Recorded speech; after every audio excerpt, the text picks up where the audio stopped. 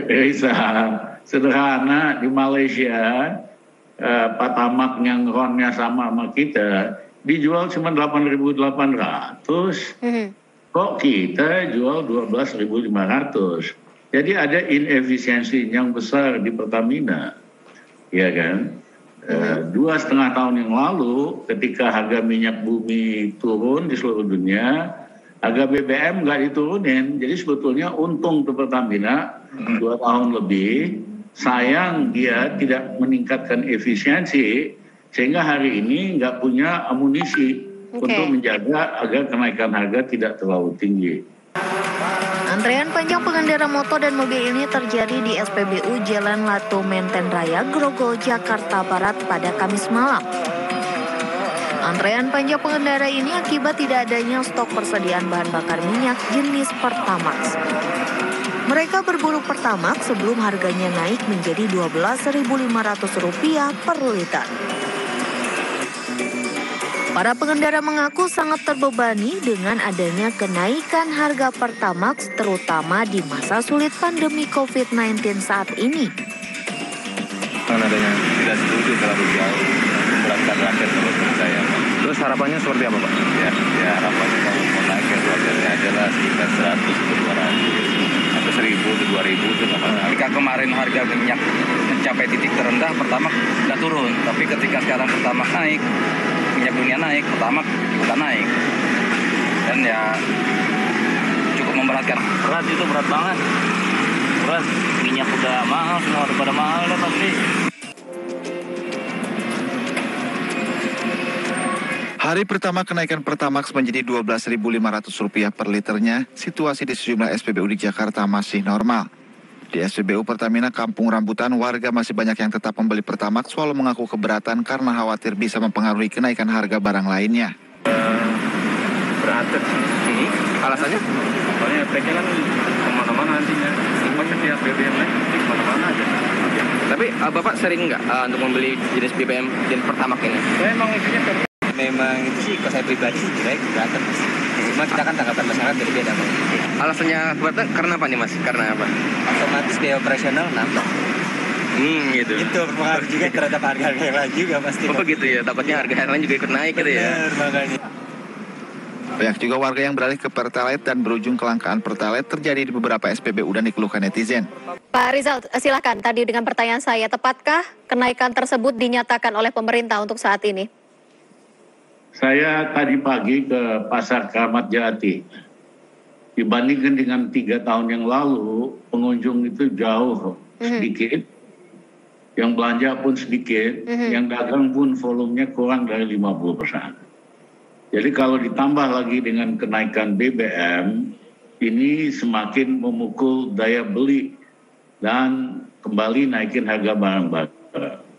Jadi Risa, sebetulnya kan gara-gara COVID, 2 tahun itu permintaan di ekonomi Indonesia betul-betul melorot atau merosot. Ya.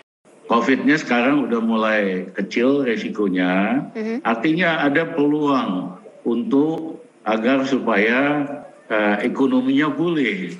Tetapi rakyat biasa digebukin dari 2 sisi, ya harga barang-barang dan kelangkaan, dan yang kedua harga tarif seperti listrik, gas, dan lain-lain. Ya. Jadi saya khawatir tadinya udah mau pulih, mundur lagi nih pemulihan ekonomi kita. Walaupun sebenarnya alasan pemerintah adalah menyesuaikan dengan harga keekonomian dan juga karena memang kondisi harga minyak dunia yang memang sudah naik. Jadi mau tidak mau memang terpaksa harus naik, Pak Rizal.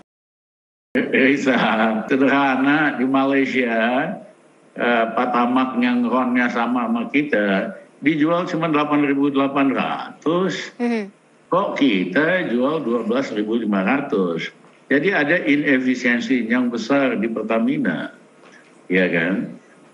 2,5 tahun yang lalu ketika harga minyak bumi turun di seluruh dunia, harga BBM nggak diturunin, jadi sebetulnya untung tuh Pertamina 2 tahun lebih. Sayang dia tidak meningkatkan efisiensi sehingga hari ini nggak punya amunisi untuk menjaga agar kenaikan harga tidak terlalu tinggi. Sederhana kok, di Malaysia aja bisa 8.800, masa Pertamina bisanya 12.500. Baik, walaupun sebenarnya semua setuju ya dengan kenaikan harga ini, termasuk DPR loh Pak Rizal. Kalau DPR sih nggak usah ditanya, mereka apa aja pasti setuju. Rakyat yang harus ditanya. Baik. Baik, saya coba ke Pak Fahmi. Pak Fahmi, salah satu alasan juga adalah karena di bawah harga keekonomian begitu. Apakah dengan kenaikan 12.500 yang saat ini ditetapkan oleh pemerintah sudah sesuai sebenarnya dengan angka keekonomian yang dimaksud? Oke, sebelum menjawab itu, tagline-nya itu bagus gitu ya. Tapi ini perlu dibalik gitu ya. Pertamina kesulitan keuangan, rakyat menjerit. Nah, dalam kebijakan energi, dan itu tercantum dalam nawacitanya Jokowi itu dinyatakan bahwa kebijakan energi itu harus ketersediaan dan juga affordable, dapat harga terjangkau gitu ya. Nah, untuk itu gitu ya, saya kira dalam kebijakan ini harus komprehensif, tidak bisa parsial gitu ya. Nah, untuk Pertamax ke atas, Pertamax DEC itu memang sebelumnya kan ditetapkan dengan melalui mekanisme pasar gitu ya. Ya. Jadi variabel yang terbesar adalah harga minyak dunia. Nah, pada saat harga minyak dunia itu naik seperti sekarang, ini memang berat bagi Pertamina untuk tidak menaikkan Pertamax dan Pertamax ke atas gitu ya. Nah, tetapi Pertamina harus konsisten seperti dinyatakan Bang Rizal tadi gitu ya. 2 tahun yang lalu itu harga minyak dunia itu minus. Tapi Pertamina tidak menurunkan harga Pertamax sama sekali, bahkan berburu minyak murah, nanti akan dijual pada rakyat dengan harga yang mahal. Nah, ini tidak konsisten gitu ya.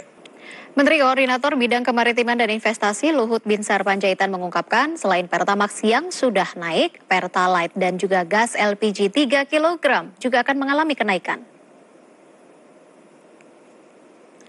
Kenaikan itu disampaikan oleh Luhut akan berlangsung secara bertahap dari hari ini hingga September 2022. Pak Rizal, kalau Anda melihat dari kacamata Anda sendiri, rencana yang sudah disusun oleh pemerintah, kenaikan secara bertahap dimulai dari saat ini 1 April sampai dengan nanti September 2022. Kalau rencana sekedar naik-naikin, wah nggak usah sekolah lah, nggak usah jadi jenderal atau dokter.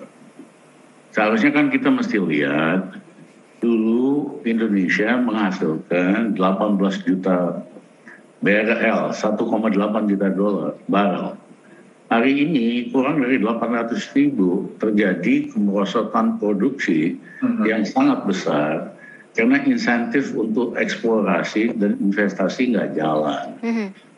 Jadi kalau kita sangat tergantung dengan impor, ya setiap gejolak harga internasional kita akan kena. Harusnya pemerintah umumin juga dong, satu langkah-langkah apa yang dilakukan supaya produksi naik, let's say kembali ke 1,2 juta atau 1,3 juta barrel. Sehingga gejolak harga internasional dampaknya kecil. Dan yang kedua, Pertamina ini kan sangat tidak efisien, boros. Ya, jadi sponsor sini, sponsor sana, bukan di luar bisnisnya. Harusnya Pertamina dikabulkan soal Pertamax, tetapi harus ada benchmark atau indikator dalam satu tahun ini apa indikator efisiensi yang harus dilakukan Pertamina. Jadi jangan seenaknya aja pemerintah naikin harga, itu kerjaan gampang banget. Tapi bagaimana masalah BBM ini bisa diselesaikan secara struktural dalam 3-5 tahun.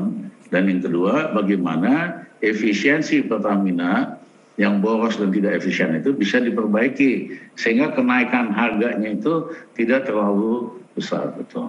Baik, kira-kira dengan skema apa yang mungkin Pak Rizal bisa menyampaikan jika memang kondisi ini tetap akan berlangsung begitu ya, dan kalau tadi Pak Fahmi juga menyampaikan bahwa memang harus berhati-hati begitu dengan pernyataan yang mungkin bisa saja menjadi blunder, dan salah satu alasan karena kesulitan kaitannya dengan keuangan sebenarnya di Pertamina sendiri. Jadi bahasa sederhananya kalau harga minyak mentah $60 itu eksplorasi investasi itu visible dan masuk hitungannya. Nah sekarang kan udah di atas $60, pemerintah harus kasih insentif ubah kebijakan supaya banyak orang yang akan cari oil dan gas di Indonesia.